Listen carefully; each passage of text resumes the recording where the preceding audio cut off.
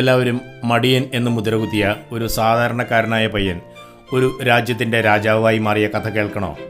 സുഹൃത്തുക്കളെ, KKG ഫെറ്റിൻ്റെ 207 എപ്പിസോഡിലേക്ക് സ്വാഗതം. ഒരു കൊച്ചു ഗ്രാമത്തിൽ അച്ഛനും അമ്മയും മാത്രമുള്ള ഒരു പയ്യനുണ്ടായിരുന്നു. അച്ഛനെ കൃഷിയിൽ സഹായിക്കുക എന്നതായിരുന്നു അവൻ്റെ ജോലി.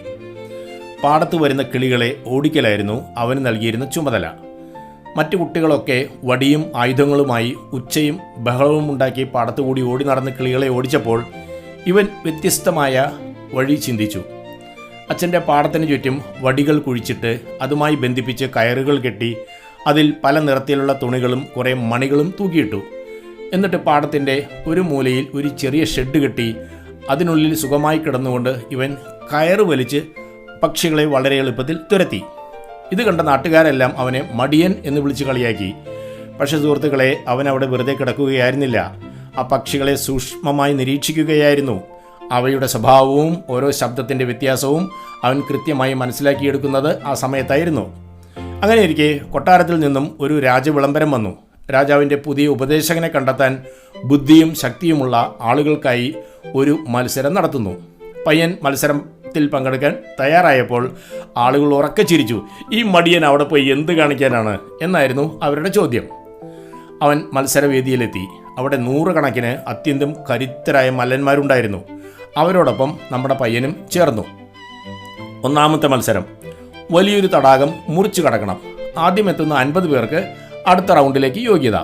മല്ലന്മാരെല്ലാവരും വെള്ളത്തിലേക്ക് എടുത്തു ചാടി നീന്താൻ തുടങ്ങി. എന്നാൽ നമ്മുടെ പയ്യൻ നേരെ തൊട്ടടുത്തുള്ള കാട്ടിൽ കയറി കുറച്ച് മുളകൾ മുറിച്ച് ഒരു ചെറിയ ചങ്ങാടമുണ്ടാക്കി അതിൽ വളരെ എളുപ്പത്തിൽ തടാകം കടന്നു. മല്ലന്മാർ നീന്തി തളർന്ന അവശരായപ്പോൾ ഇവൻ ഒട്ടും ക്ഷീണമില്ലാതെ ഉത്സാഹവാനായിരുന്നു. രണ്ടാമത്തെ മത്സരം, ഭാരമേറിയ ഒരു വലിയ തടിക്കഷ്ണം 1 കിലോമീറ്റർ ദൂരെ എത്തിക്കണം. അതിനായി കുറേ ടൂളുകളും കയറുകളും നൽകിയിരുന്നു. മറ്റുള്ളവർ ആ കനത്ത തടി കയറുകൊണ്ട് കഷ്ടപ്പെട്ട് വലിച്ചു കൊണ്ടുവരാൻ ശ്രമിച്ചപ്പോൾ ഇവൻ ഉളിയും ചുറ്റുകയും എടുത്ത് ആ തടിക്കഷ്ണത്തിൻ്റെ വശങ്ങൾ ചെത്തി അതിനെ ഉരുട്ടാൻ പാകത്തിലാക്കി. ലക്ഷ്യസ്ഥാനത്തേക്ക് നിഷ്പ്രയാസം അത് ഉരുട്ടിയെത്തിച്ചു. മത്സരത്തിൽ പങ്കെടുക്കുന്നവർ 25 പേരായി ചുരുങ്ങി. മൂന്നാമത്തെ മത്സരം, എല്ലാവരെയും ഓരോ വലിയ ടാങ്കിൻ്റെ മുന്നിൽ നിർത്തി ദൂരെയുള്ള കിണറ്റിൽ നിന്നും വെള്ളം കൊണ്ടുവന്ന് ആ ടാങ്ക് നിറയ്ക്കണം.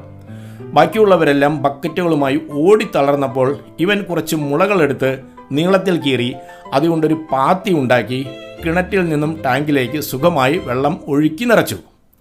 മത്സരാർത്ഥികൾ 10 പേരായി ചുരുങ്ങി. നാലാമത്തെ മത്സരം, അവരെ വലിയൊരു ഗോപുരത്തിനടുത്തേക്ക് കൊണ്ടുപോയി.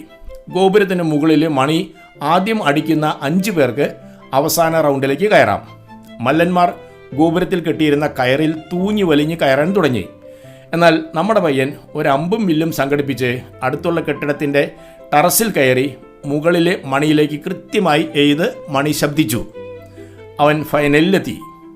അവസാന മത്സരം രാജാവിൻ്റെ നേരിട്ടുള്ള സാന്നിധ്യത്തിലായിരുന്നു അത്.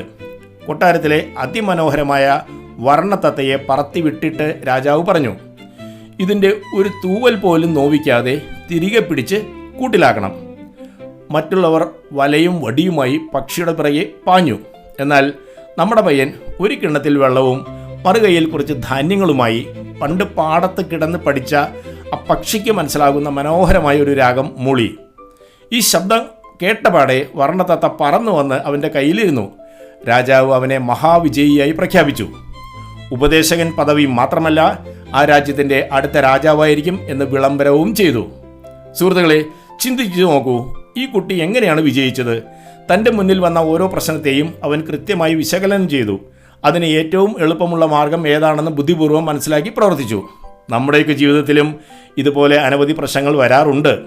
പ്രതിസന്ധികൾ കാണുമ്പോൾ ഭയന്ന് വെപ്രാളപ്പെട്ട് എടുത്തു ചാടാതെ ഒന്ന് സമാധാനമായി ചിന്തിച്ചാൽ ആ പ്രശ്നത്തെ മറികടക്കാൻ ഏറ്റവും എളുപ്പമുള്ള ഒരു വഴി നമുക്ക് മുന്നിൽ തെളിയും. അങ്ങനെ പ്രശ്നങ്ങളെ പരിഹരിച്ചാൽ നമ്മുടെ ജീവിതവും വളരെ ഉല്ലാസഭരിതമാകും എന്നതിൽ ഒരു സംശയവുമില്ല. Bye from KKG.